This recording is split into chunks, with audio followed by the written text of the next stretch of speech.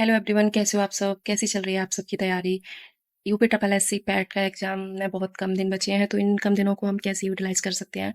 कैसे हम सारे सिलेबस को एक बार रिवाइज़ कर सकते हैं? जो भी हमने पहले कुछ थोड़ा बहुत तो पढ़ाई होता है, उसको हम थोड़ा रिवीज़न कर लेंगे, तो हम बेटर स्कोर कर पाएँगे। तो इन 30 दिनों में हम एक 30 दिन की टारगेट सीरीज़ लेके चल रहे हैं। इस सीरीज़ का आज डे 1 है।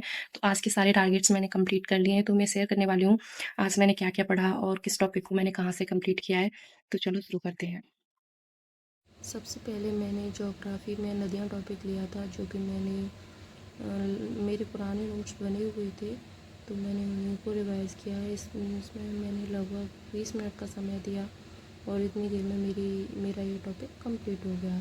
तो इसमें पहले मैंने ये नदियों को पढ़ा, नदियों की सहायक नदियाँ, इनका उद्गम कहाँ से होता है, कहाँ पे इनका मुहाना गिरता है।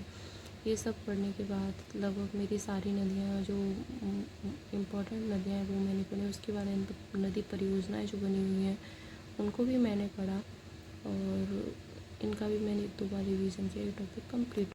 इसके बाद मैंने पॉलिटी की संविधान की विशेषताओं के टॉपिक को लिया था। इस टॉपिक को भी काफ़ी कम टाइम लगा, क्योंकि बहुत छोटा टॉपिक था, थोड़ी देर में ख़त्म हो गया, 10 से 15 मिनट में। 1-2 बार आप भी पढ़ सकते हैं इनको।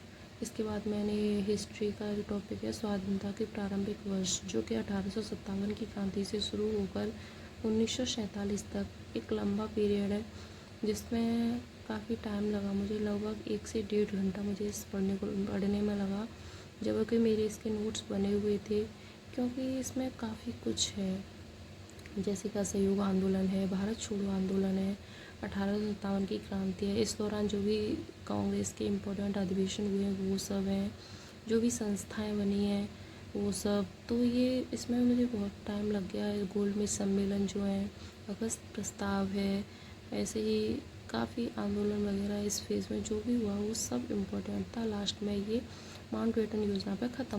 बाद मैंने हिस्ट्री का टॉपिक सिंधु घाटी की सभ्यता लिया था। इसको मैंने बुक से पढ़ा, पहले तो मैंने इसको बुक से पढ़ा, उसके बाद इसके मैंने अपने नोट्स भी रिवाइज किए थे। और नोट्स मेरा कुछ शॉर्ट नोट्स बने हुए हैं इसके, इसलिए मैंने बुक से भी ये पढ़ा था। जो इम्पोर्टेंट चीज़ें थी उनको मैंने हाईलाइट भी किया है। तो सिंधु घाटी सभ्यता वैसे भी एक इम्पॉर्टेंट टॉपिक है, सभी एग्ज़ाम में लोगों को पूछा ही जाता है, तो हमने किसी न किसी एग्ज़ाम के लिए तो पढ़ा ही होता है। तो इससे मुझे ज़्यादा टाइम नहीं लगा पढ़ने में। इसे भी मैंने कम से कम ये कोई 25 से 30 मिनट में इसको भी मैंने ख़त्म कर लिया था। आप लोग भी इसी टाइप से सारे सिलेबस को रिवाइज़ कर सकते हो। इसके बाद मैंने नंबर सिस्टम के कुछ क्वेश्चन सॉल्व किए, लगभग 30 क्वेश्चन किए, जिसमें से मुझसे 3-4 नहीं हुए थे, जिन पर टिक नहीं लगाया मैंने।